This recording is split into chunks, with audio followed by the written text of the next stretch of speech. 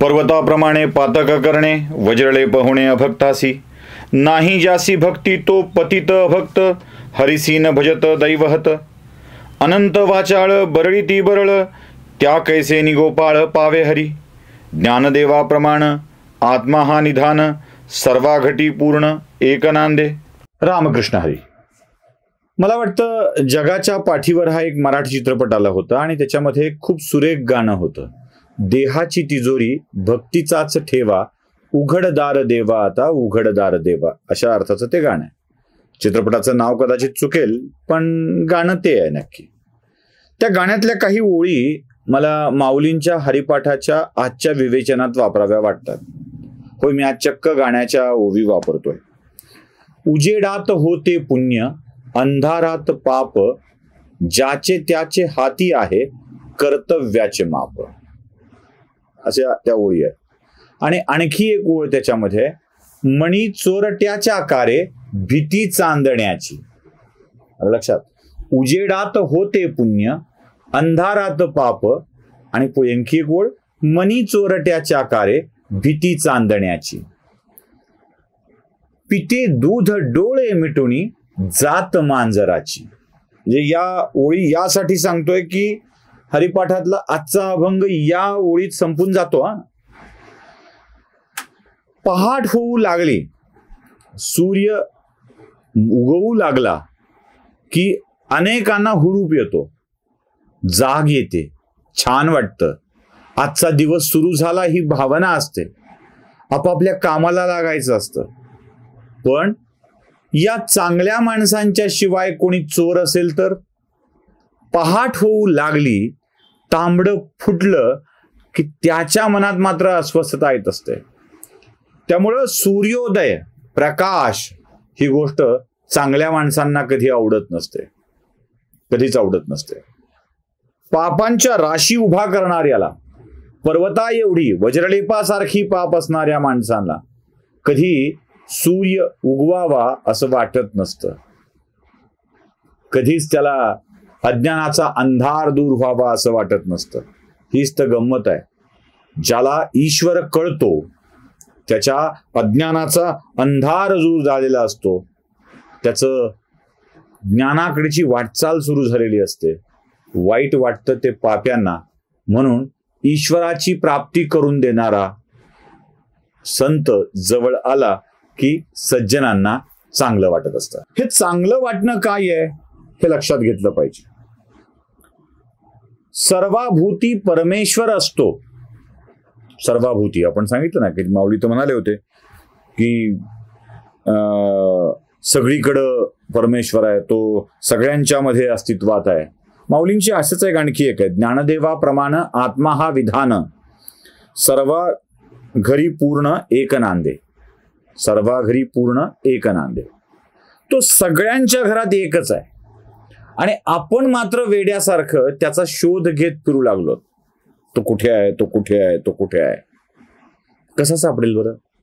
साधूची संगती नसेल तर तो कसा सापडेल बरं? एक महाराज असेच स्वतःच्या अहंकाराचा दर्प असलेले वेगवेगळ्या गावामध्ये जाऊन कीर्तनं करावी, प्रवचनं करावी आणि सांगावं की देवाचा मार्ग काय आहे. ते म्हणायचे नेहमी की मी माझ्या ज्ञानातून, माझ्या वाणीतून, माझ्या प्रवचनातून, माझ्या कीर्तनातून लोकाला देवाच्या मार्गाकडे नेत असतो. छान कीर्तनं करायची, रसाळ वाणी होती, मांडण्याची पद्धत उत्तम होती. पण ते आपणच श्रेष्ठ ज्ञानी आहोत, दुसरा कोणीही नाही असं समजत होते. एका गावात त्यांचं प्रवचन ठरलं. मग ज्या वाहनाने ते येऊ शकले त्या गावाच्या बस स्थानकापर्यंत, तिथपर्यंत ते आले, उतरले आणि ज्या ठिकाणी कीर्तन करायचं होतं त्याचा रस्ता माहीत नव्हता.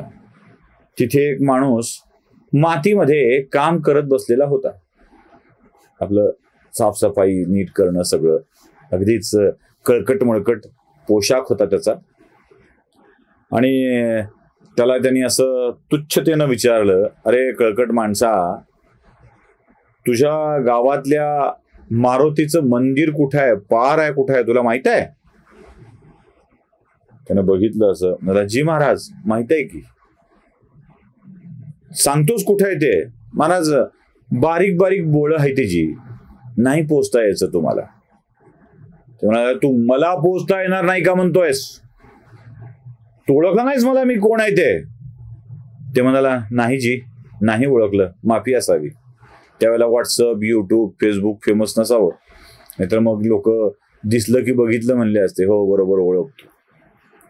त्याने त्याची हेटाळणी केली. त्याला काहीच माहीत नाही. मी माहीत नाही म्हणजे कीर्तन माहीत नाही, भजन माहीत नाही.